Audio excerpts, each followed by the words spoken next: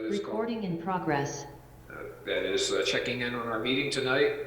Welcome to the Basalt Town Council meeting for January 25th, 2022. We're pleased to see everybody, and we're open to take public comment here in a few minutes.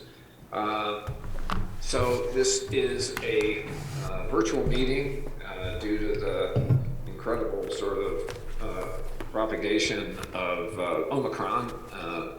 And fortunately, we're getting some good news about retreat of the Omicron variant. But for now, we are meeting remotely to try to mitigate the spread of COVID. So with that, we will call our meeting to order, and I'll ask Pam Schilling, our town clerk, to call the roll. All right, gladly. Let's begin with Bill Infante. Here. All right, thanks, Bill. Glenn Drummond. Here. Thank you, Glenn. David Knight. Here. Thank you, David. Elise Hoddle in space. Present. Thank you. Ryan Slack. Here. Thank you, Ryan. Bill Kane. Here. And Gary Tenenbaum, I understand, is out of town. Okay. Well, with that, our first order of business tonight is to approve our consent agenda, which consists of minutes from our January 11th, 2022 meeting. So I'd entertain a motion from the councilor to approve our consent agenda. Mayor, I move to approve consent agenda as presented. Second. Okay, been moved and seconded. I believe this can be approved by voice vote, so I would ask those all in favor, please signify by saying aye. Aye. Aye. Any opposed? Hearing none, consent agenda is approved. This turns us now to public comment. So anyone that would like to address council, you're free to do so. We ask you to limit your comments to 3 minutes, direct your comments to the mayor, and understand that we can take no action based on comments, but simply refer comments to our staff. So Susan, maybe you want to refresh everyone's memory about how to call in if they want to address council. Sure. Can everyone hear me now this time? So up on your screen, if you're watching TV, there are the phone numbers and the webinar ID, but the easiest thing to do is the first page of the agenda packet has a Zoom link, and the easiest thing is to hit that Zoom link and Pam will enter you into the meeting.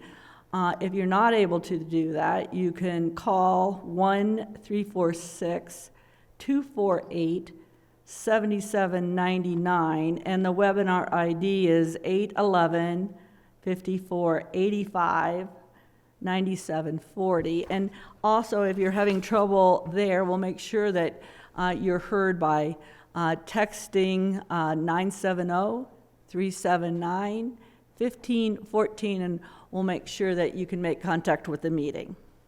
I know that we have 3 people that are attendees, and I think, I don't know if any of those would like to speak during public comment, or they're here for other agenda items. So if you're... So one of those is Boyd. The other is Diana Permansky of the Sopra Sun. Okay. And Mr. Forrest I'm not familiar with. And if he's interested in speaking, he should raise his hand. That would help us. But he may be here for another item, so. Okay. So it doesn't look, just let me double check my phone. It doesn't look like we have any text, and no one seems to be raising their hand. So I think we're good, Mayor. Great.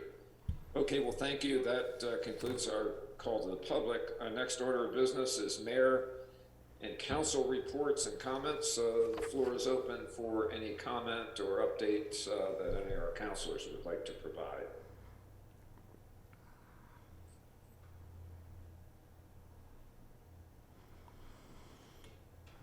Just raise your hand or fire away.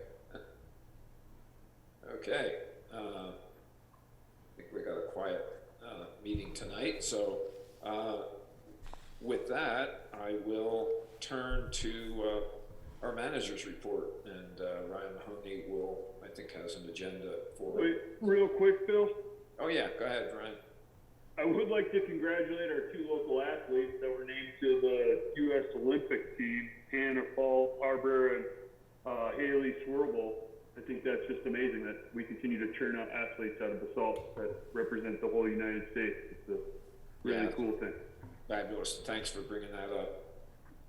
We had some Basalt teens that did pretty well at the X Games too, so we should acknowledge those guys as well. So we're producing some great athletes in this community. So, anybody else on council like to make any comment? Okay, hearing none. Ryan, this is time for our town manager's report, so you've got the floor. Just one quick second, if you would.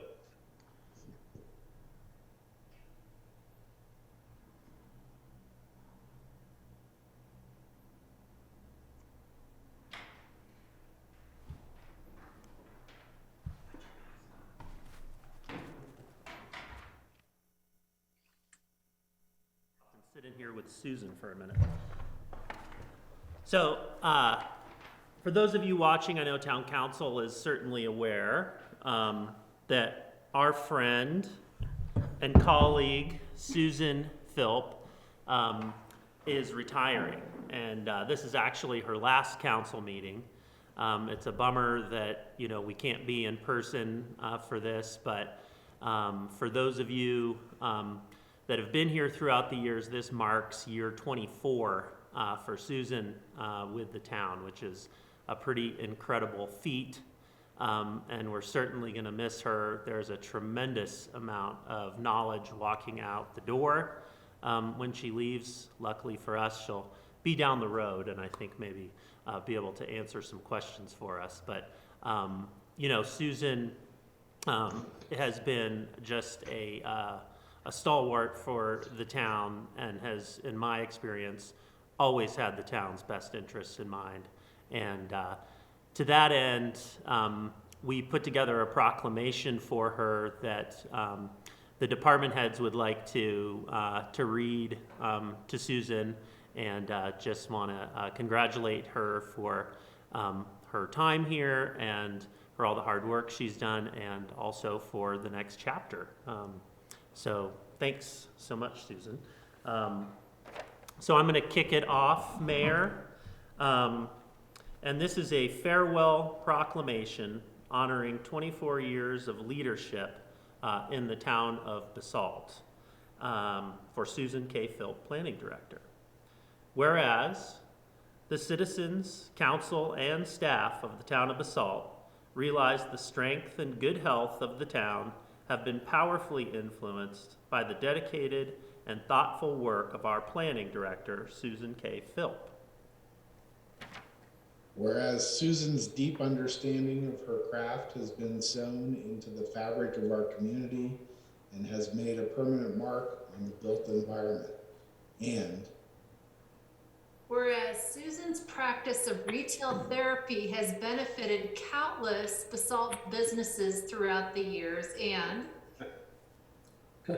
whereas Susan has worked tirelessly to value-add projects within budget to improve the town for its citizens and constituents, and Whereas Susan shows up for literally everything Basalt. And whereas Susan has added her own language to community planning in town, and her Susanisms are forever entrenched in the vernacular of Basalt. And we will miss being gently nudged by Grandma Philp when we stray from the herd. And whereas on any given evening, weekend, or holiday, you would find Susan at her office helping to keep watch over the town and its infinite eccentricities. And whereas Susan reconciles projects, budgets, and citizen beliefs to determine the perfect solutions. whereas Susan is a walking archive of Basalt, she and her institutional memory will be missed by colleagues, citizens, friends, and visitors alike. And Whereas Susan's spirit of kindness, generosity, authentic motivation to do the right thing, and willingness to stand up for her convictions has made Basalt a better place for everyone. Now, therefore, the Basalt Town Council and Basalt Town staff proclaim that on this 25th day of January 2022, the town of Basalt is a far, far better place because of the vision, deeds, and efforts of our friend and colleague, Susan K. Philp.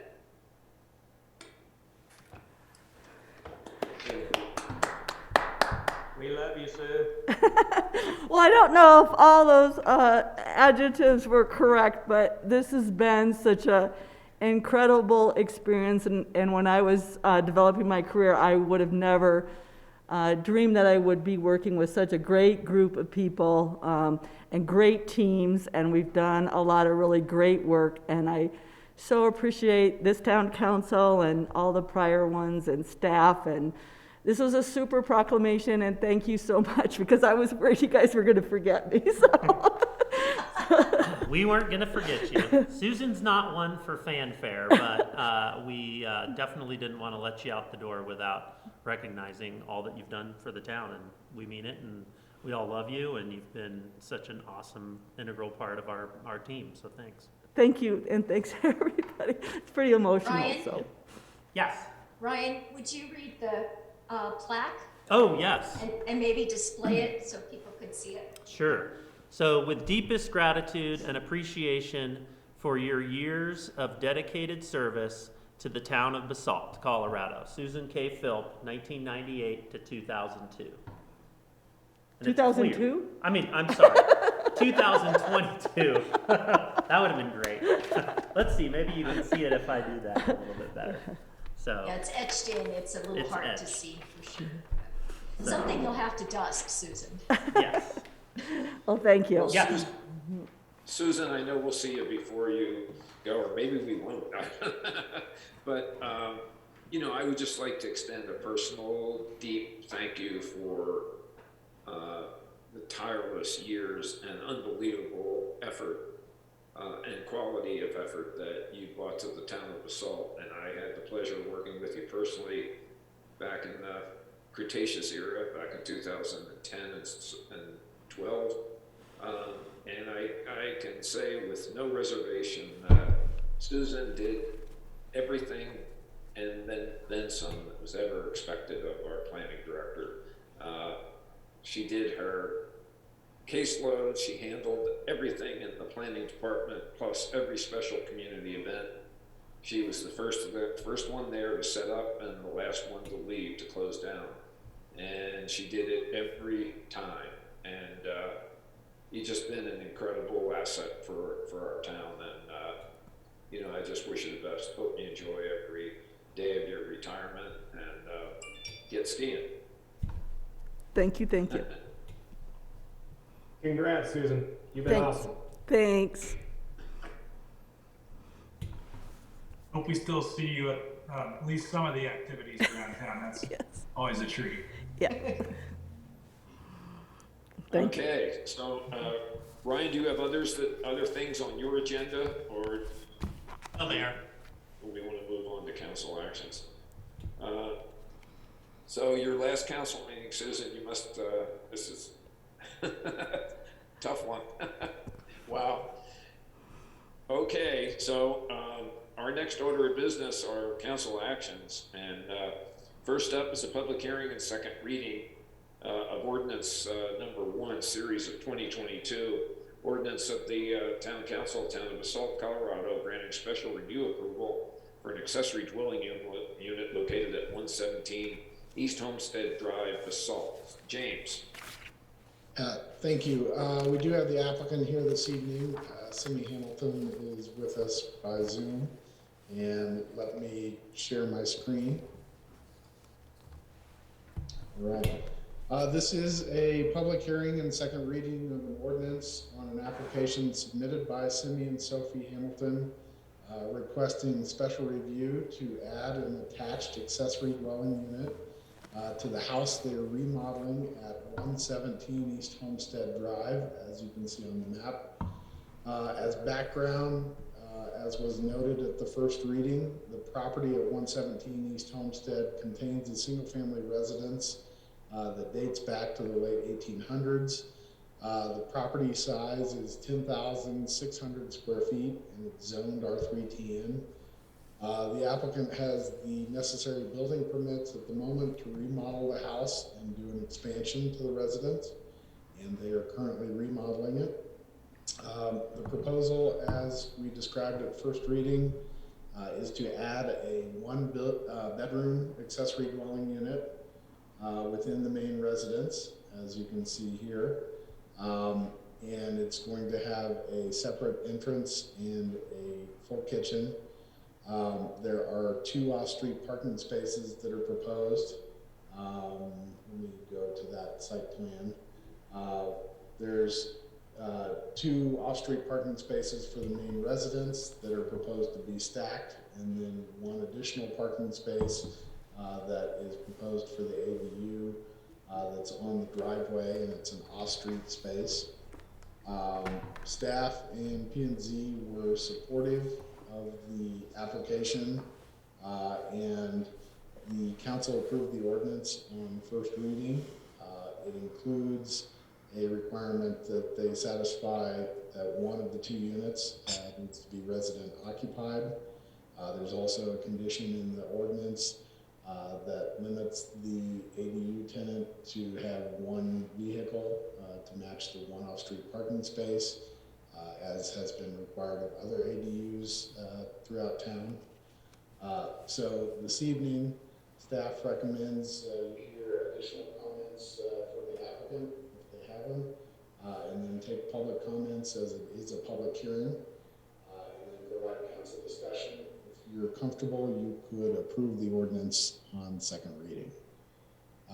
As I noted, we do have Simi Hamilton, the applicant, here this evening.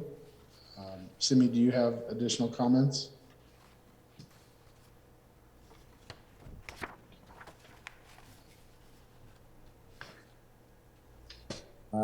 Sorry, I'm trying to figure out my Zoom. No comments. Thank you, James.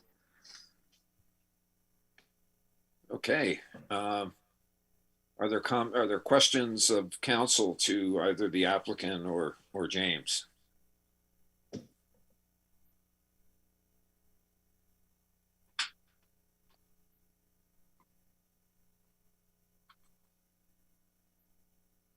If not, then I would open this for public comment.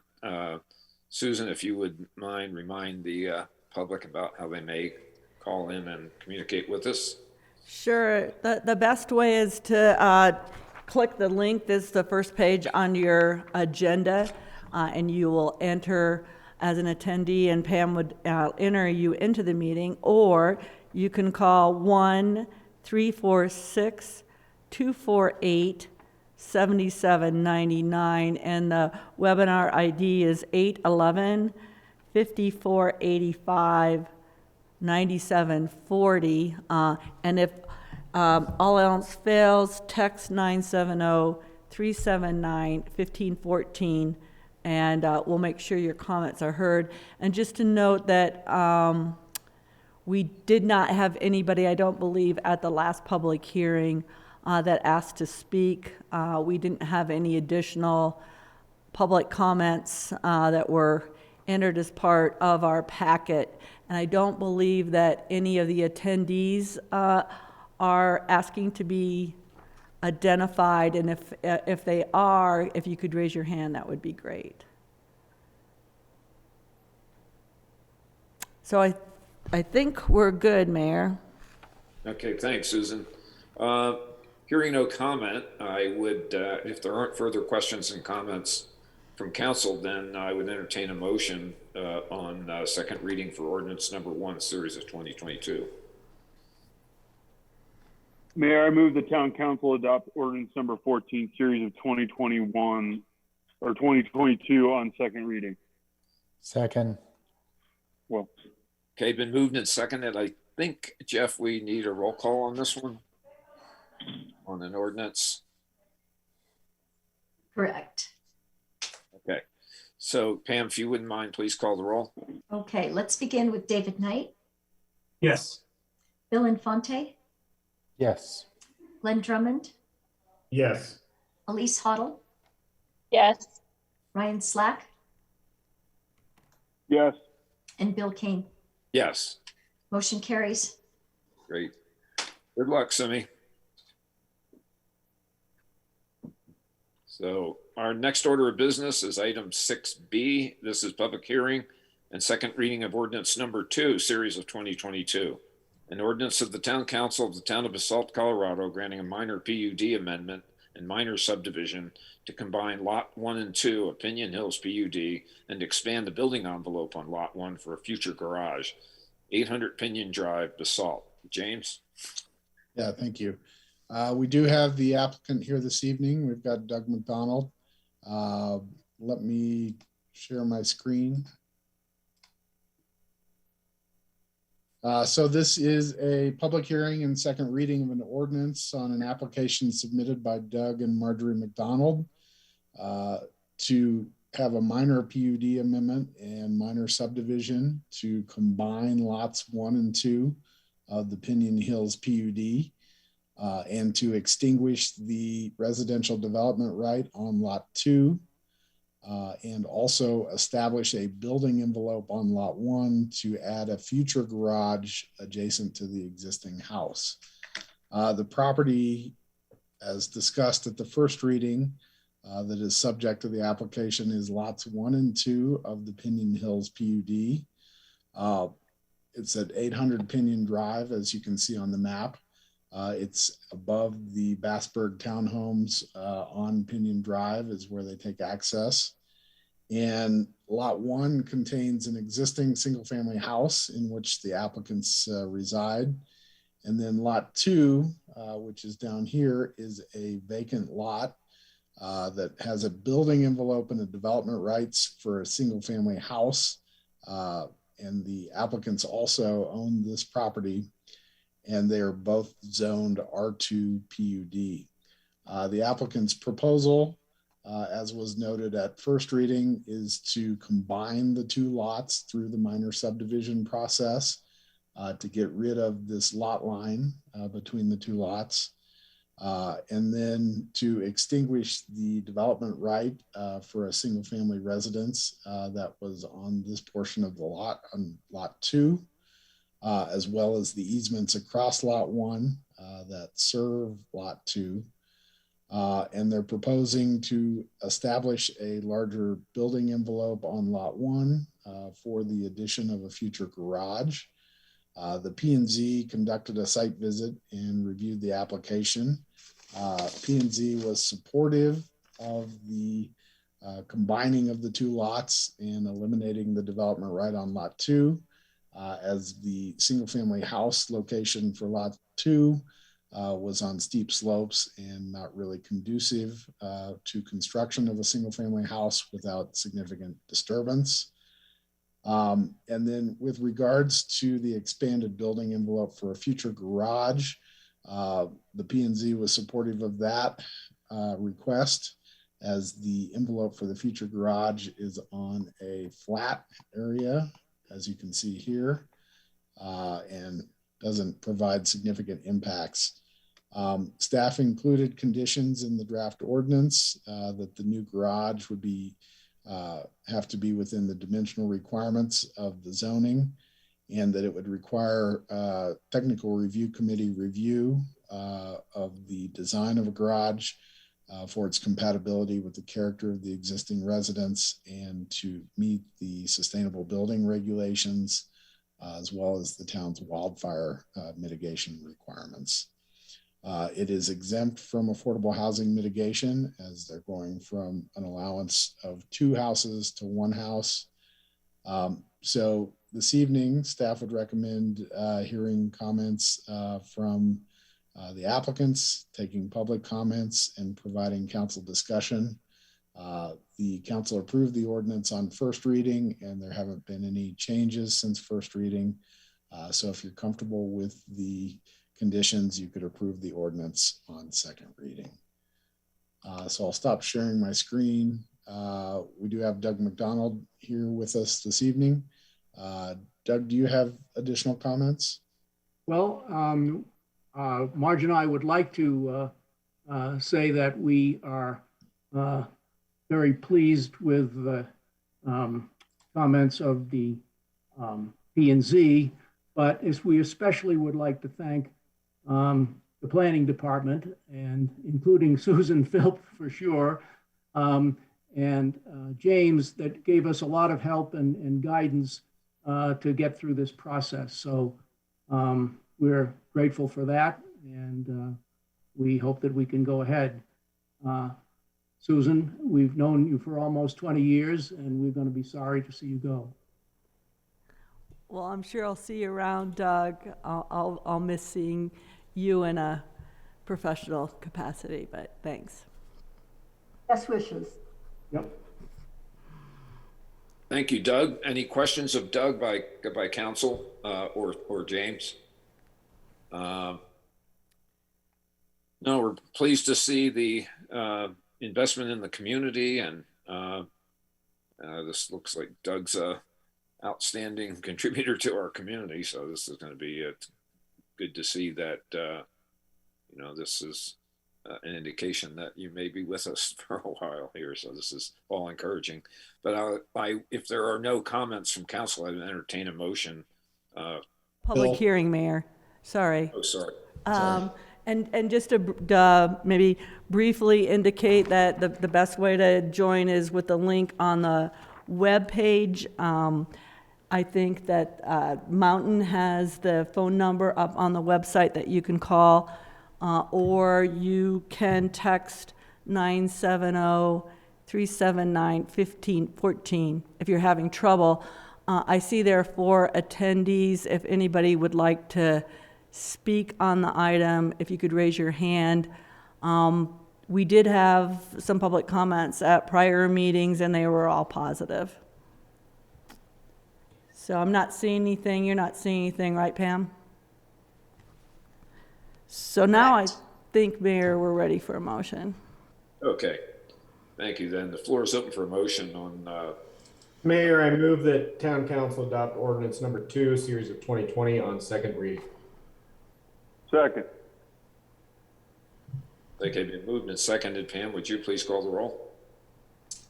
Happily, let's begin with Bill Infante, Yes. Glenn Drummond, Yes. Elise Hoddle, Yes. Ryan Slack, Yes. Bill Kane, Yes. and David Knight. Yes. Thank you. Motion carries. All righty. Thank you. Takes us to our next order of business, which is the public hearing and second reading of ordinance number 15, series of 2021. This is an ordinance of the Town Council, Town of Basalt, Colorado, approving a site-specific development plan and amendment to the approval documents to permit a 12-unit residential apartment project on Lot J of the Basalt Commercial Park subdivision, Basalt, Colorado. James Lint presiding. Thank you. We do have the applicants here with us this evening. We've got Aaron Ward representing the ownership. We have Ramsey, who's got Jeff Dahl's name on it. And then we also have Jeff Dahl from Building Seed Architects. I will share my screen. This is a public hearing and second reading of an ordinance on an application submitted by Forkfront LLC, requesting the ability to construct a 12-unit apartment building on Lot J of the Basalt Commercial Park subdivision and PUD. As was discussed at first reading in November, the site subject to the application is about a 9,000 square foot site. It's at the east end of Immer Road, past Basalt River Lofts, as you see here on the vicinity map. The proposal is to construct a 12-unit apartment building with 3 of the units to be deed restricted as rental units, 1 on each of the 3 floors of the proposed building. In conjunction with the building, the applicants are proposing to construct 23 total parking spaces, 26 total parking spaces, as you can see on the site plan. In reviewing the application, the review process was that the applicant received a sketch plan approval pursuant to resolution number 2, series of 2021. The applicant chose to break up the PUD amendment and site plan review into a separated sketch and final plan review. And we're at the final plan review stage, which entails one round of review by the Planning and Zoning Commission and the Town Council, with the Planning and Zoning Commission making a recommendation to the Town Council. At the November 1st reading, staff presented a series of discussion items, and I'd like to just briefly go back over those again here as part of the second reading. The first was consistency with the master plan. The 2020 master plan designated the property with a density range of up to 12 units, as the applicants have proposed. The Planning and Zoning Commission and the Council felt it provided an acceptable density level at the sketch plan stage, adjacent to the BRT and close to downtown. In terms of other discussion items, consistency with the neighborhood character, the applicants made revisions to the design at the sketch plan level to address some concerns of the Planning and Zoning Commission. Specifically, the applicants added vertical elements, lightened the color of the facade, and adjusted window patterns to provide more rhythm in the window fenestration. And P&Z was satisfied with the design changes that the applicant made. In terms of the PUD amendment requests, there are 2 PUD amendment requests that were part of the application. The first request is to make the building 100% residential without any commercial. The PUD included a mixed use requirement for this lot, and the applicants requested to make it 100% residential. During the sketch plan phase, the Planning and Zoning Commission and Town Council were supportive of permitting the 100% residential for the site.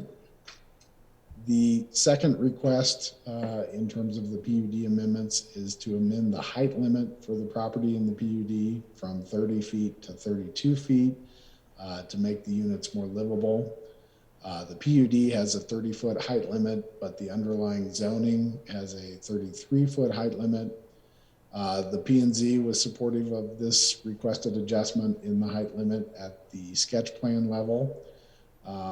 However, the council did not approve of the height adjustment at the sketch plan level, but suggested that the applicant, if they provided additional community benefit at the final plan, that the council would consider the amendment in the height.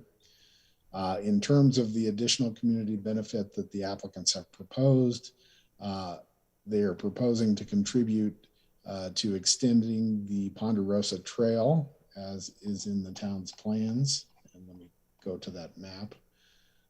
So this is the Ponderosa Trail along the river. It goes all the way from the Seed Garden up here in Ponderosa Park and makes its way back to the east.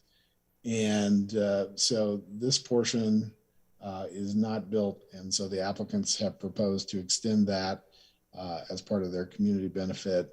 Additionally, the applicants have proposed to do a combination of converting the existing Ponderosa Trail mid-trailhead along Emma Road into a turnaround as well that's combined with the trailhead for trucks to be able to turn around that serve the commercial spaces on the west side of the development over here, because we've had some problems with trucks turning around at the end of Emma Road down in this area.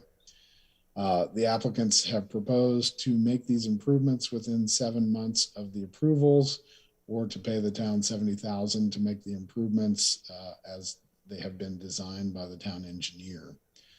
This is reflected in the draft conditions, and the Parks, Open Space, and Trails Committee was supportive of the improvements and hoped that the timing would work out, that they would be able to be constructed near the end of next summer. Other discussion items included the height of the solar panels, which was a discussion item at the sketch plan level. The applicants have provided more detail in their final plan application and limited the solar panels to several feet above the roof height, which is consistent with the town code.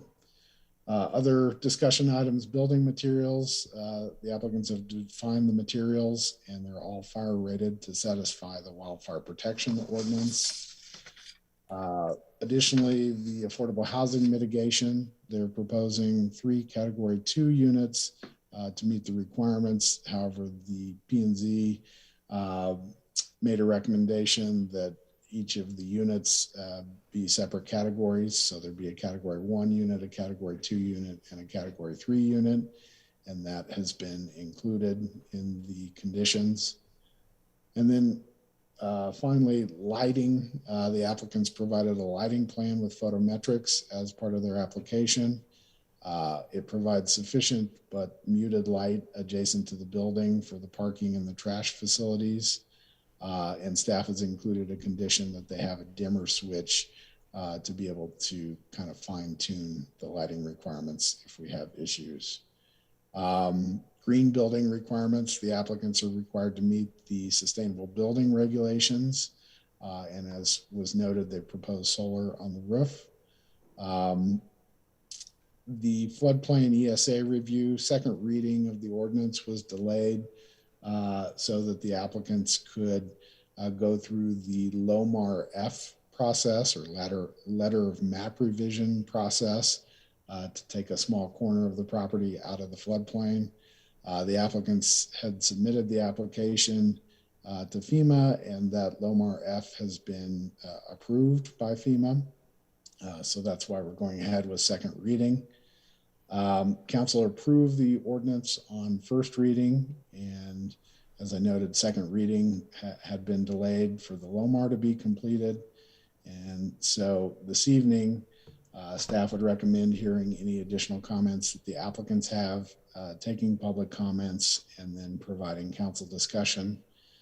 If you're comfortable, you could ultimately approve the ordinance on second reading. So let me stop sharing my screen. As I noted, we do have the applicants here this evening. We've got Aaron Ward and Ramsey Fulton and Jeff Dahl. Evening, gentlemen.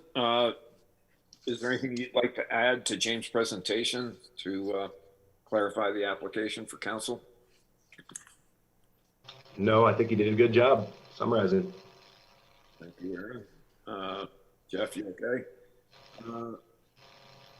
So any questions of council to the applicant or to James Lint to clarify the application? Okay, Susan, if you wouldn't mind, it's a public hearing, so we will open the meeting for public comment. If you could instruct the public how to call in, that we'd appreciate it. Okay, I think Mountain has the phone numbers up on the screen for those watching from home. Again, the easiest way is the Zoom link. That's the first page on the agenda center. But you can dial 1-346-248-7799, and the webinar ID is 811-5485-9740. And if you have a problem, text 970-379-1514. And on the attendees, I think that if there may be someone in our attendees that wants to speak on this one. So again, if you want to speak, if you could raise your hand and Pam will let you into the meeting.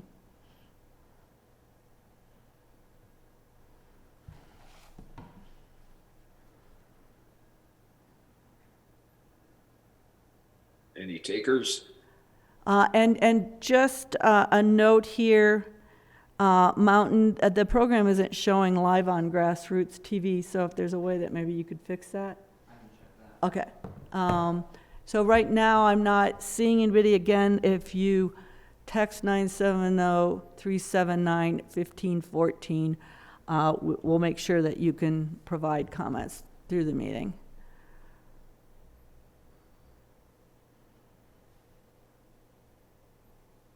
So I guess I'm not seeing anything, Pam. No hands up in the attendees section, and I have no emails. Okay. Okay. Well, thank you. Then that concludes the public hearing portion. If there are no further questions or comments from council, I had one nit. Relative to the floodplain, did the applicant go through a CLOMAR process or directly to a LOMAR, to a letter of map revision, or was there a CLOMAR phase to the application? No, it was a LOMAR F, which is the process that the town's consulting hydrologist Robert Crable had suggested that they go through. So it didn't have a two-step.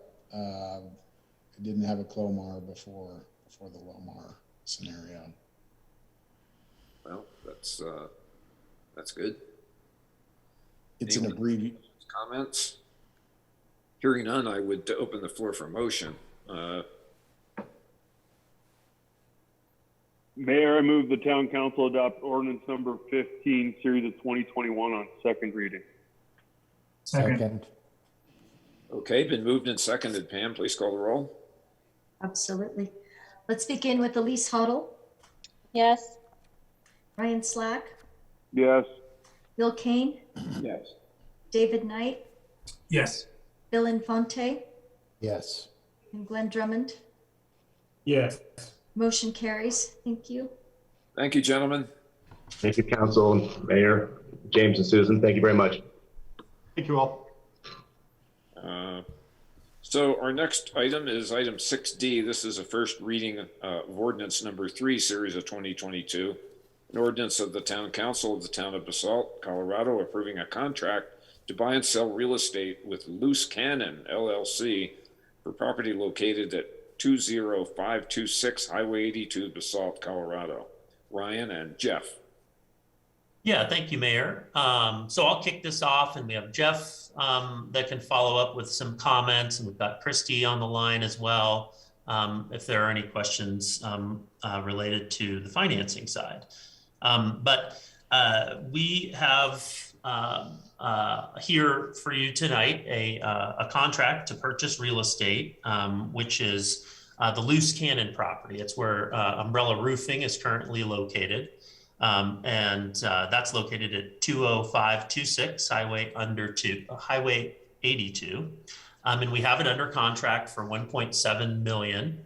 That does include sort of a lease back for 2 years to the current owner. And that works out pretty well for us. It was our intent to not take immediate occupancy, but to sort of land bank this property for a few years while we pay down the financing on it. And I'll talk about that in just a moment. It does, the purpose of the property would be to locate our future police department. And it is, of course, adjacent immediately. It shares a property line with the property we had purchased for Public Works about a year ago. And so what we're seeing out of this is, possible utility sort of economy of scale as we get into a design phase for it. But we have done some initial scaling of the site just to ensure that the property would work for the size building we're looking for, and how it might fit and work with any constraints on the property, which would include an extension of Widget Road, should that occur in the future. And turns out that it does have that functionality. So we were happy with that. This summer, as you recall, we had undertook a facility needs assessment It was identified after interviews with the chief, just sort of on their space needs currently, and then what they might need moving into the future. So currently they occupy a 2,400 square foot space, and at this point are in need of additional space of up to about 4,000 square feet, and then anticipating some growth in the department due to the growth in the community in about 5 years of 4,500 square feet, give or take. We have sort of reserved on the site and did an exercise that should there be additional space for sort of a training room that could serve for regional trainings, as well as, you know, community use for, you know, clubs and you know, classes. People seem to look for that pretty frequently, that might be a good addition. Let's see. We would look to, I guess, a couple other details on the utility of the site. You know, you have that proximity to Highway 82, which for the PD is pretty important that they can get to both sides of town pretty quickly. You have good access to Willits. We anticipate that the majority of calls in the future are going to be coming from the western part of town and the Willits area, just given the growth there, but still have good access to the downtown area. And there's also visibility. The chief was big on ensuring that in the future, a building that we put up be visible from the highway. So there's that presence, and then it's easily found by the public should people need to come and visit. So, really what we're looking for in this property is sort of a 50-year investment. It's something for us that we know PD, you know, it needs to be in town. It's got to have that access. It's got to have that presence, and it's got to be adequate to serve our needs moving into the future. And we feel at this point that we've found that, especially with the added benefit of, you know, co-locating with another department, we think is pretty important. So with that, the financing on it, we would look to pay it down using certificates of participation. We do think that at this point, we would still get favorable interest rate. We know that those will be ticking up this year, but given the time of year, we're pretty confident about that. Questions arose on you know, being able to pay that back. And, you know, over the last few years, we have seen increases in our sales tax. And we believe that we've identified, you know, $500,000 of, you know, sustainable income, just given the online sales and given the growth in the community, that we would be able to put to work to pay this down over the next 3 to 4 years, and then be able to come back and have the conversation on how to finance the police department and or a second phase of the public works facility. We do have Ted Borschel, who we put under contract to help us look for real estate back in November.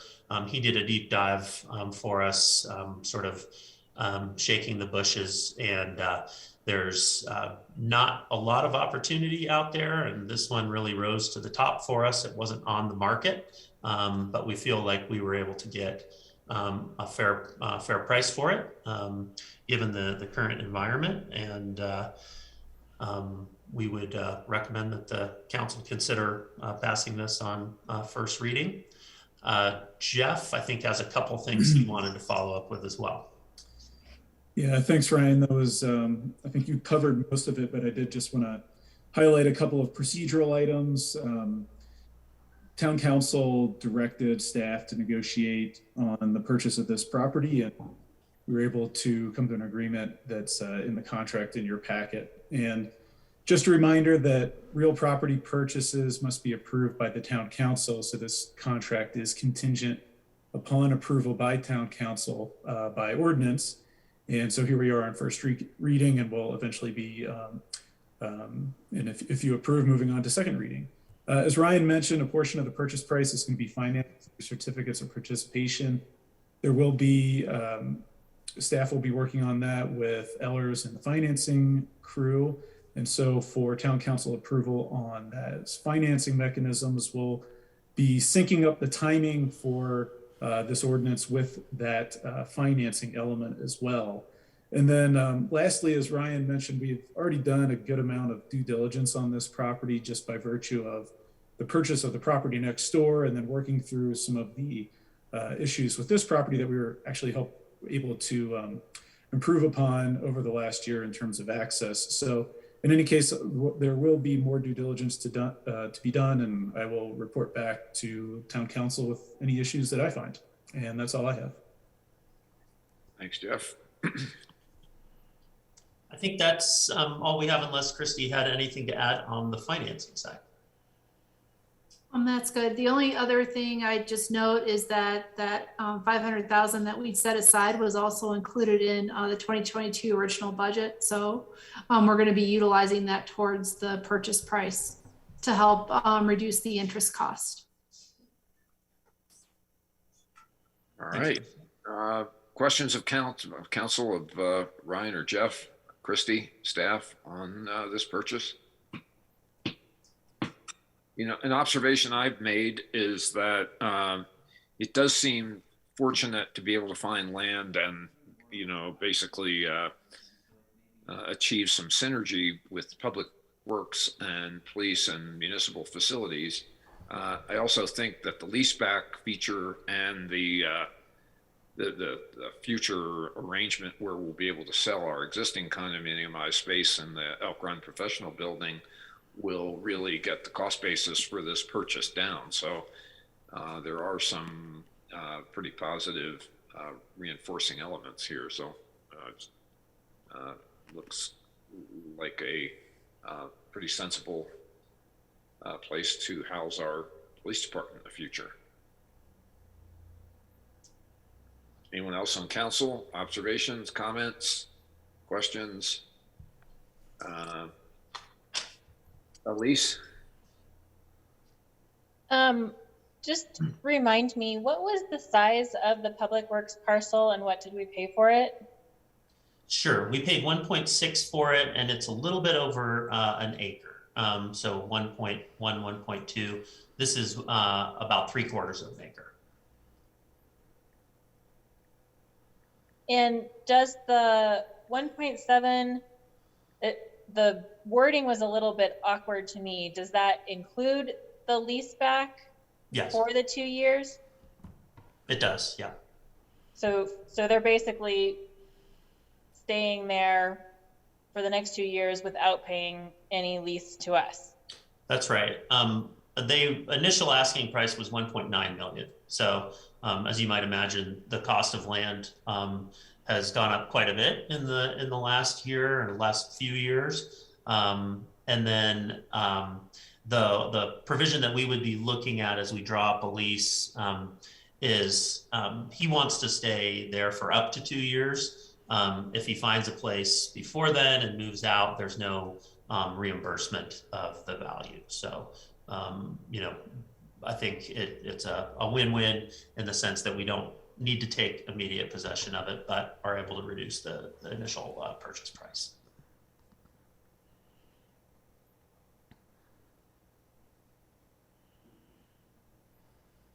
Anyone else? Comments, questions, critiques? Okay. If there are none, I'd entertain a motion to. Mayor, I move that town council approve ordinance number 3, series of 2020 on first reading, set the public hearing and second reading for February 8th, 2022. There's a second. Second. Okay, been moved and seconded. Please call the roll. Okay, let's begin with Ryan Slack, Yes. Bill Kane, Yes. David Knight, Yes. Bill Infante, Yes. Glenn Drummond, Yes. Elise Hoddle. Yes. Motion carries. Thank you. So we will now move on to item 6E on our agenda. This is resolution number 7, series of 2022. Resolution of the Town Council of Basalt, Colorado, approving an agreement with Mckinstry to perform professional services for solar and battery storage project within the greater Basalt area, part of our Basalt 2030 forward. And Catherine's gonna cover this item. Yeah, thank you, Mayor, and thank you, Town Council. Tonight I'm bringing to you a contract for professional services associated with the evaluation, planning, site selection, and design of a combined solar and battery storage project. As you'll recall, the Town Council has adopted a climate action plan. The town master plan speaks to green initiatives and specifically the need to invest in a significant solar project or other greenhouse gas reducing project. Through the Basalt Forward process, green projects were determined to be a priority, and specifically a large solar and battery project. For this project, the town was lucky enough to receive 8 proposals. We were thankful to have the help of the Green Team, the local school district, CORE, and especially Holy Cross Energy in the review of those proposals. Well, really in the preparation of the RFP itself, and also ultimately the review of the proposals and in the interview of the top 4 proposal teams. I'd like to specifically thank Mike Steiner and Lisa Reed with Holy Cross. We leaned on them and will continue to use their support as we work through the process. But ultimately, the review committee determined that Mckinstry team provided the strongest proposal for the project.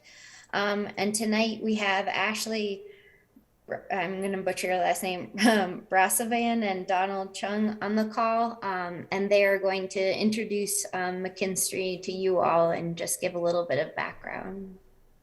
Great. You guys have the floor. Welcome.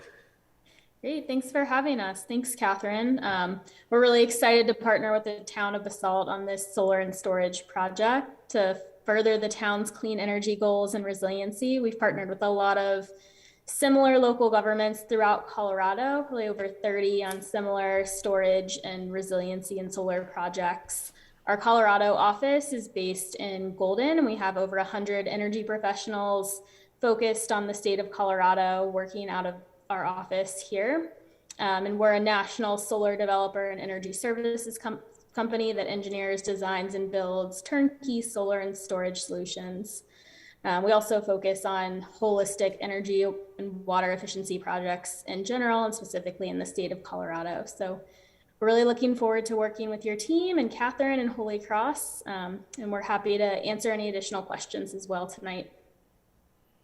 Yeah, thank you for staying on the line.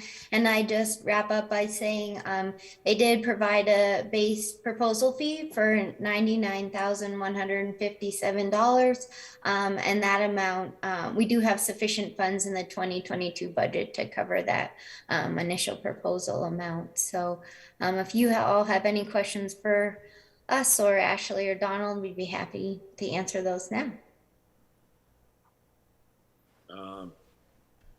I'd be happy to start. So are we basically sticking with the 0.5 megawatt?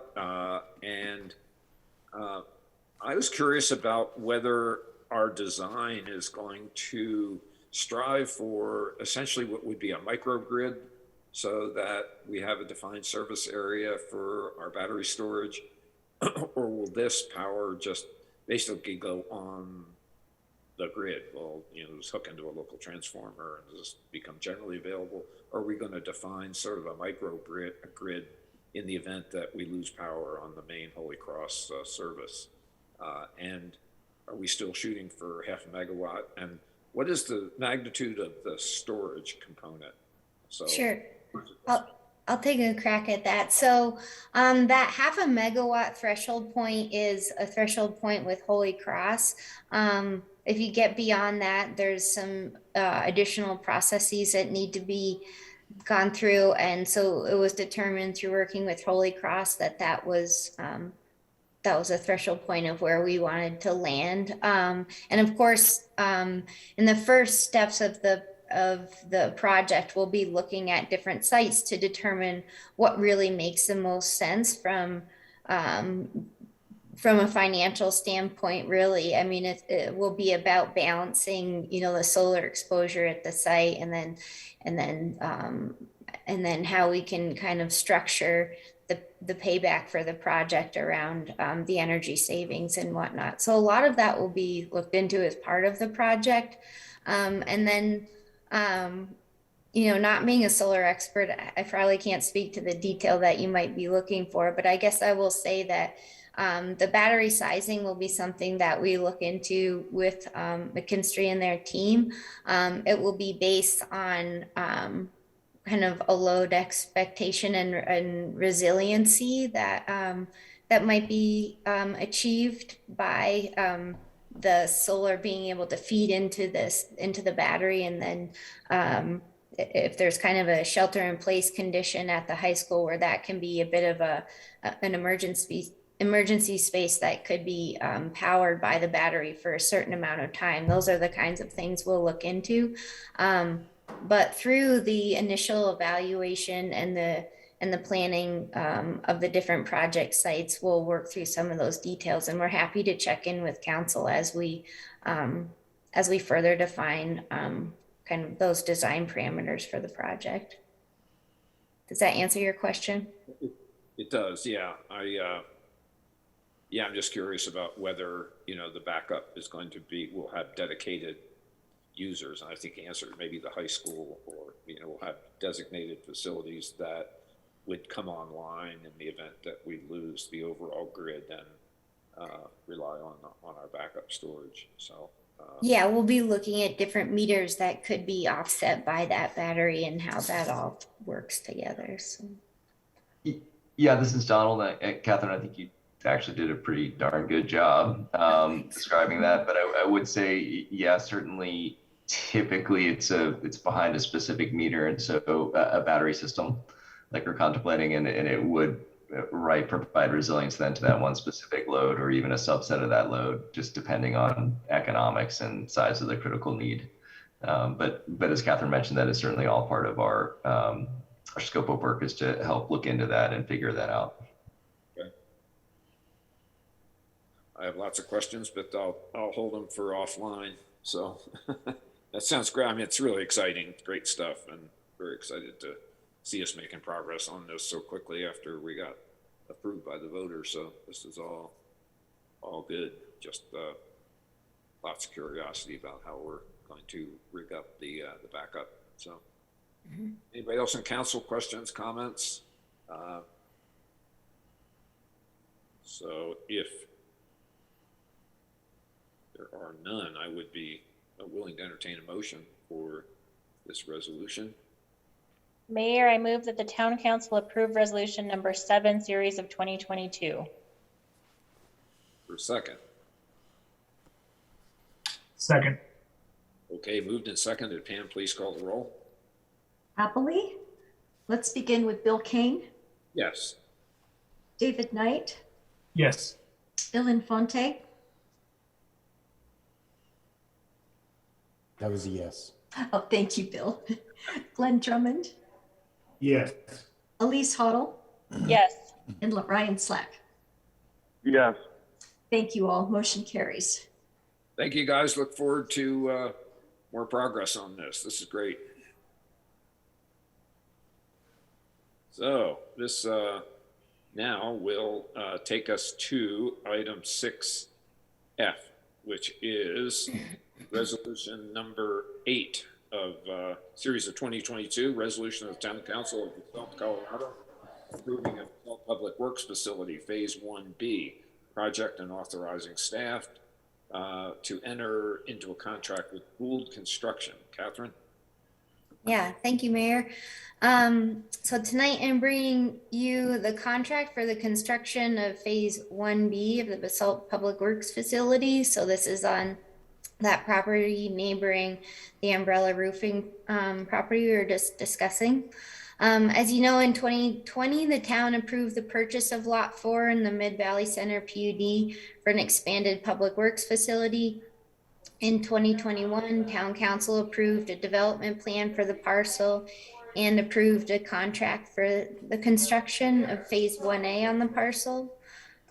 Phase 1A included the reconfiguration of the shared access, utility connections to Mid-Valley Metro District, the moving of the existing trailer, grading, and some pedestrian improvements. Today, we're bringing to you a contract with Gould Construction for Phase 1B, which includes the construction of a pre-engineered steel building and a site perimeter fence. This project was competitively bid from October 28th to January 10th, 2022. We received 2 bids and interviewed both the bidders. The interview team included the town manager, public works staff, Phil Vaughn, whom you're familiar with, acting as the town's owner's representative, and myself. It was determined that Gould Construction provided the best bid for the project, and we're hoping tonight to move forward with Gould Construction. I do have Dave Hilbrand on the line tonight representing Gould Construction. If Dave wants to introduce himself, and I think you're all familiar with Gould Construction, but yeah, good evening, everybody. Happy to be here. Thank you. So he and I can ask any questions you all may have of the project, but I will just add again that Gould Construction provided a bid for $752,220, and we do have funding in the 2022 budget for that work, and additionally the soft costs that we will need to cover as part of the project. I mean, I guess I'll mention also that Phil Vaughn is on the line too. If you all have any questions, he's been a whole lot of helping us with this project and has a lot of experience in these pre-engineered steel buildings. So he's been great to lean on with his expertise. So any questions, we're happy to answer. Any questions for Gould Construction or Phil Vaughn for our Phase 1B? Elise?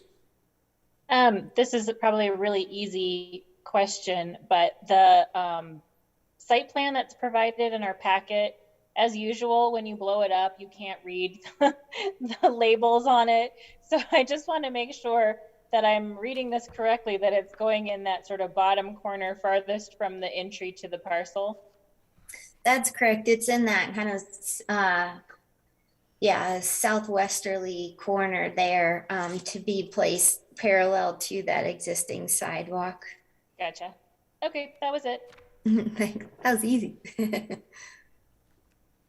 Anyone else questions for Gould or for Phil regarding Phase 1B, public improvements? Okay, hearing none, I'd entertain a motion to approve resolution number 8 of 2022.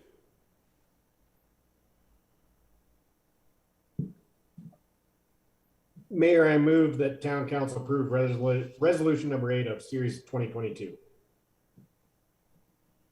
Second, is there a second? Second. Okay, been moved and seconded. Please call the roll, Pam.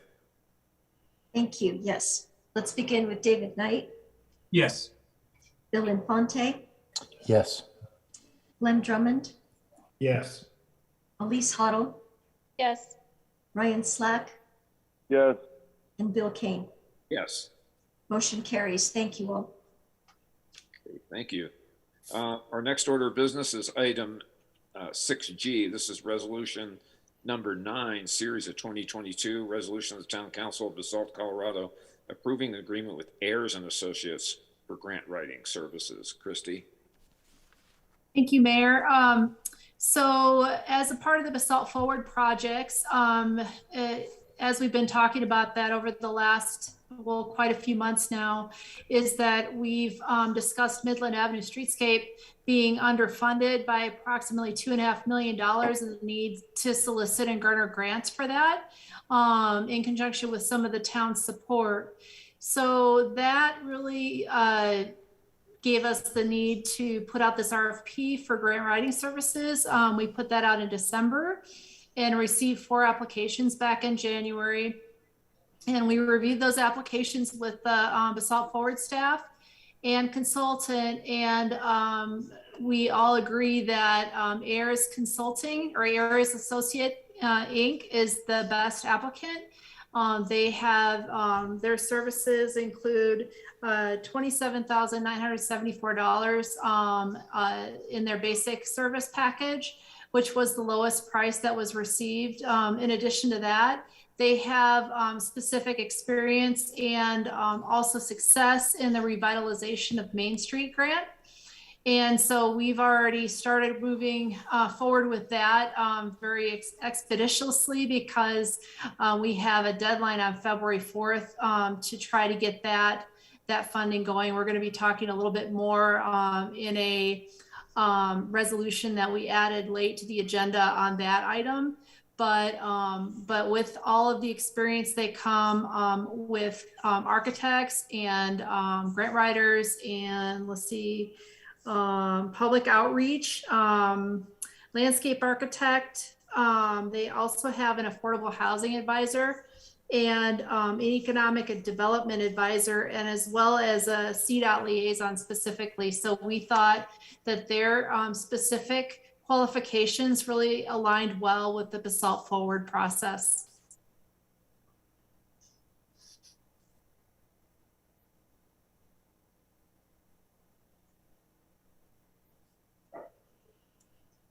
And that's all I have, unless there's questions.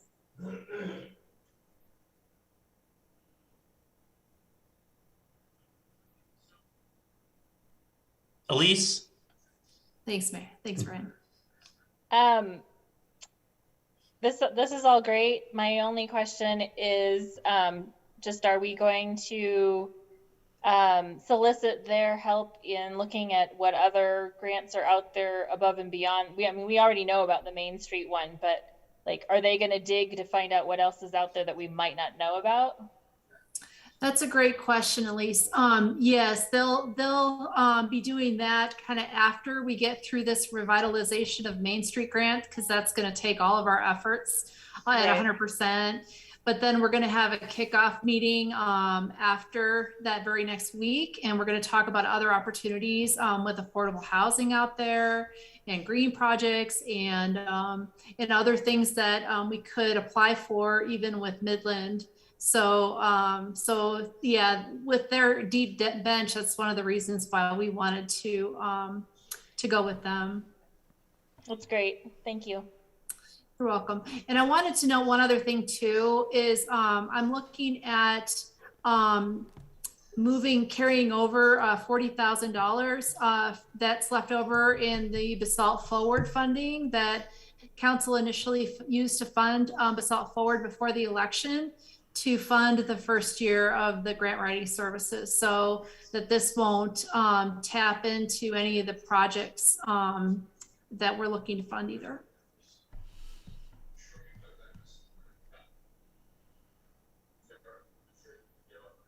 I mean, their expertise and everything they presented in the packet looks great. Can we make a motion? Or do we got to wait for Bill? Bill, did you know you're on mute? I didn't see him leave, so sorry. He hasn't left, but oh, here he is. There we go. Thanks. Are there any other questions for Christy about AIRS and grant writing? If not, I'd entertain a motion. Mayor, I move the town council approve resolution number 9, series of 2022. Second.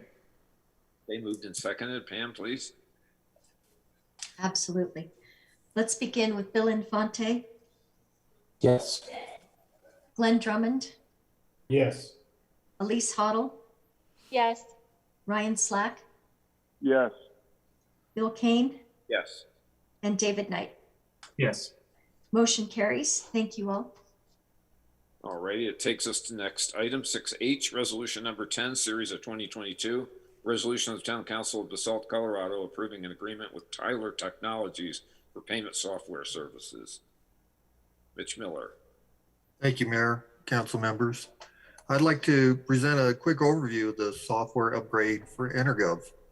The Intergov software we are using now is somewhat obsolete and unsupported. Building, finance, and planning teamed together to find a software that would find a solution to be customer friendly, streamline, plan check, and be accessible to our contractors and customers. An upgrade to the new Intergov software fits this bill. This is a web-based design that all browsers, computer manufacturers are able to access for uploading documents and plans. The transfer of our computer-based program files to the web base is feasible due to compatibility. We anticipate a more efficient plan review, permit payments, and inspections. Any questions? Sounds like a great improvement. Any Well, questions? I would discuss it as I put an analogy like the cord phone that I used to use in high school to the cell phone that we're using now. It'd be a big upgrade. Wow. Sort of like the invention of the wheel here, Mitch. Well, I'm kind of dating myself for sure. Great. Questions of Mr. Miller from council? Elise. I'm just curious, what other communities might be using this product nearby, if you know? Yeah, we do know quite a few of them. Eagle County uses it. Breckenridge, town of Breckenridge uses it. I believe Telluride uses it. And there's a couple Eastern Slope companies or towns that use the same Intergov. And Elise, I don't know if you caught it or not, but it's the program we currently use. It's just the upgraded form because the one we are using is old and outdated, and so there's lots of new tools with this new one. So it's kind of nice that there's perhaps some familiarity with or transferability between the old one and the new one. Well, I admit I may have had an secondary reason for asking that question, because one of the Climate Action Collaborative initiatives that we've talked about with Eagle County is adding a checkbox for solar consultation on new builds. So knowing that Eagle County is using this, I'm guessing it's compatible with that idea.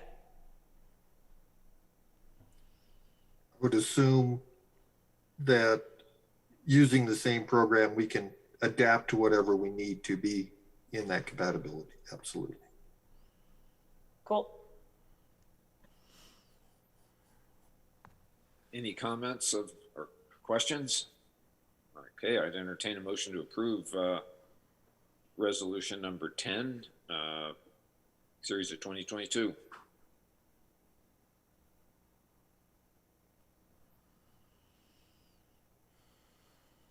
Mayor, I move the town council approve resolution number 10, series of 2022.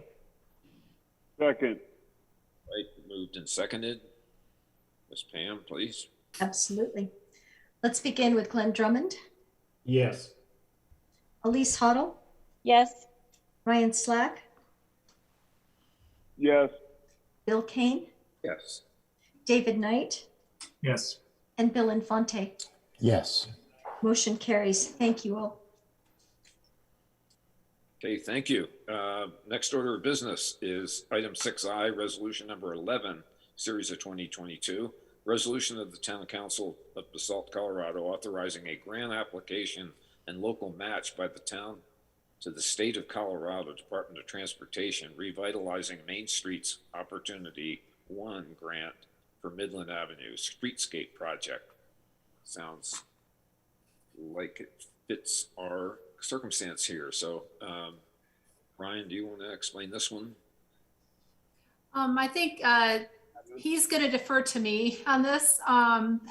Okay, so we just held a meeting with AIRS Associates today, kind of kicking off this whole process. We've already put together a lot of information and done a lot of research for this particular grant.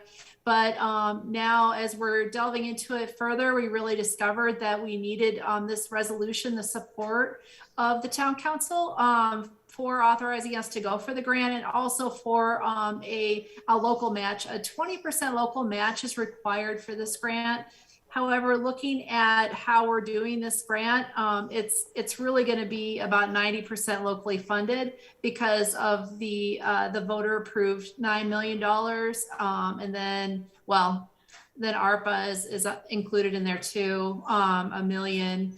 And then, so with all of those funds, we're looking at a much higher than a 20% match, but that's the minimum that's required. So that's why the resolution is stated that way.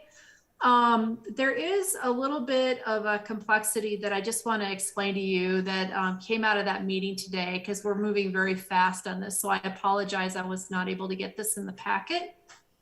But so we have the $2.5 million deficit on the Midland Avenue Streetscape project specifically.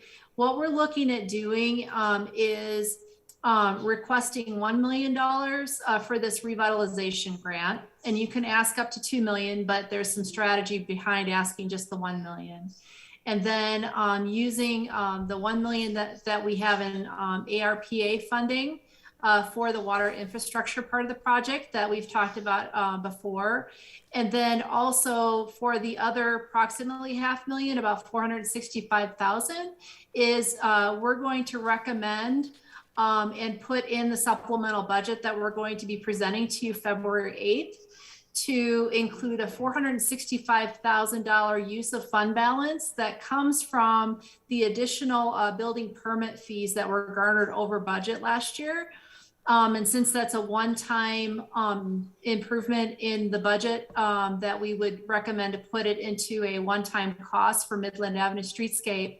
And what that really does as far as the strategy and talking to AIRS Consulting is it allows them to see the buy-in that the town has in this process, in this project, as well as just tries to minimize the ask, because the grant that the asks that they're going to have out there from the community are going to be pretty large.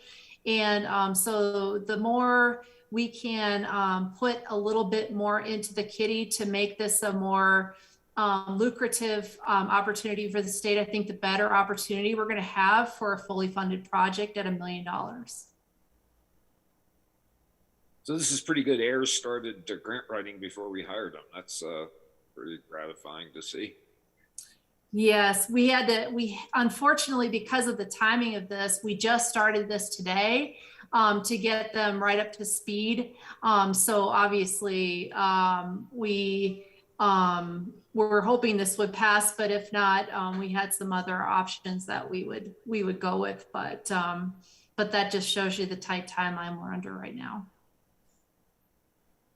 So Christy, could you recap how we make up the $2.5 million shortfall? We got $1 million from the state streets grant, $1 million for water utility repairs, and then there's another $500K. Where might we be looking for that?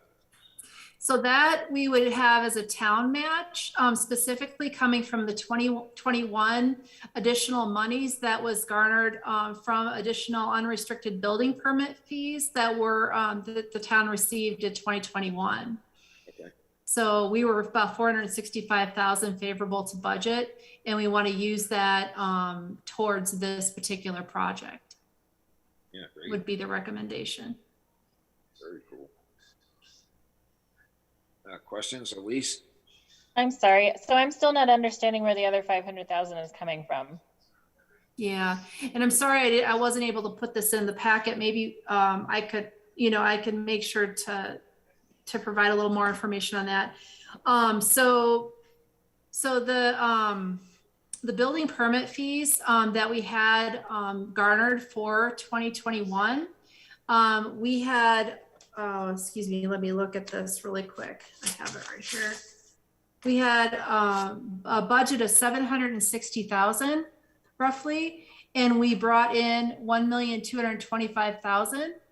So that difference is roughly 465,000 favorable compared to budget. And we're looking at putting that monies that we received in the building permits, because we had quite a few come in this year, towards this this Midland Avenue Streetscape project to make up that other $500,000. Okay, so I guess what I don't understand is we need 2 million. We're asking for $1 million grant. We are putting roughly 500,000 from the building fees. That's 1.5. Where's the other 5?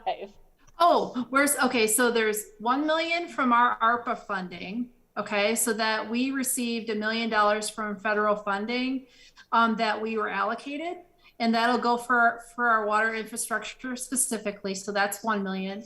Then 1 million for Midland Avenue Streetscape Revitalization grant. That's the grant that we're looking at applying for here. And then the other $500,000, which is about 465,000 in actual, would come from our building permit fees. Okay, now I understand. Thank you. Okay, yeah, sorry about that confusion.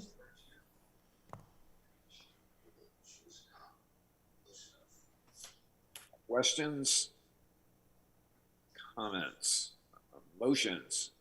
Mayor, I move the town council approve resolution number 11 series of 2022.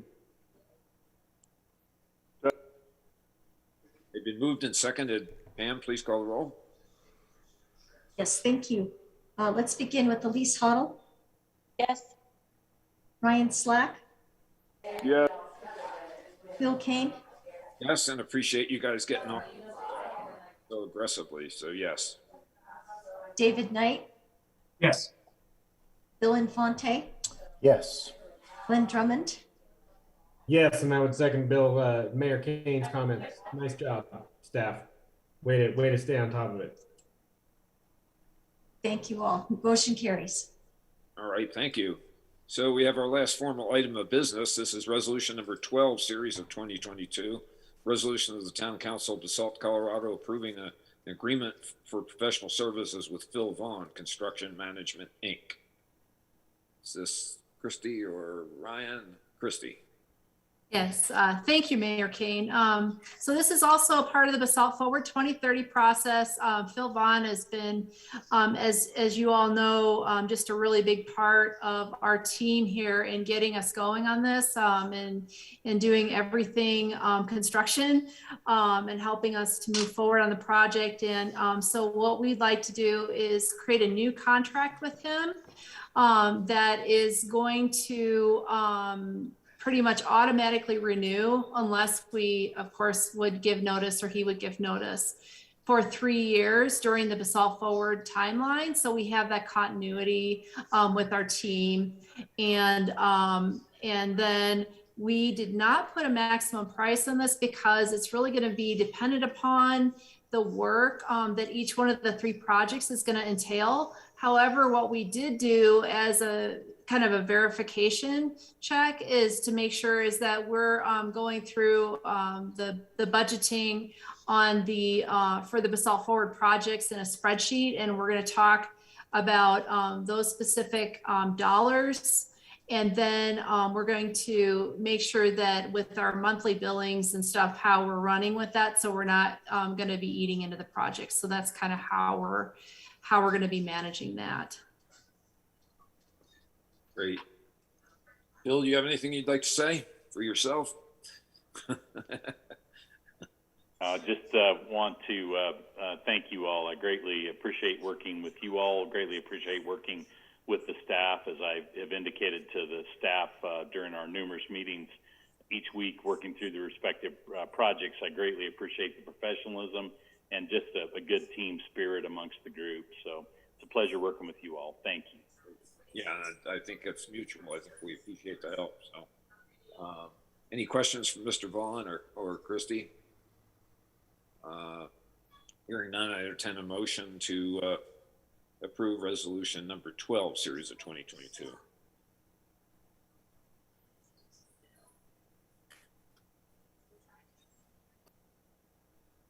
So move.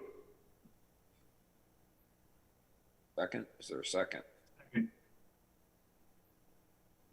I'll second.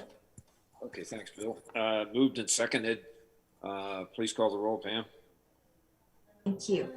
Let's begin with Ryan Slack, Yes. Bill Kane, Yes. David Knight, Yes. Bill Infante, Yes, and congratulations, Phil. Doing a good job. Glenn Drummond, Yes. and Elise Hoddle. Yes. Motion carries. Thank you all. Okay, thank you. That wraps up our formal business. I just want to make a comment. I know we went through this pretty fast. It probably felt pretty humdrum at times, but I just took some notes, and what we powered through here was getting underway. Solar with resilient backup, downtown improvements grant writing and downtown improvements planning, public works, police headquarters, grant writing, upgrades to our building permit process payment system, and contracting with key consultants for our Basalt Forward 2030. You know, I guess on one hand, I apologize for the fast movement and the humdrum, but it's a hell of a lot of stuff, and I'm really, I gotta say, I'm pleased with the progress that we're making on all these projects. So, thanks everybody. And Susan, thank you. Thank you. You've done the Susan, job. Awesome thanks. job. Thank you, Don't Susan. let that one get forgotten. Thank you. Thank you. Thanks so much. You guys are all great to work with. I really appreciate it. Mr. Thanks. Manager, is it likely we're gonna meet in person in February, or we're just gonna have to see how it goes? Yeah, let's see how it goes. I'd like to think we could. You know, I think none of us love meeting online.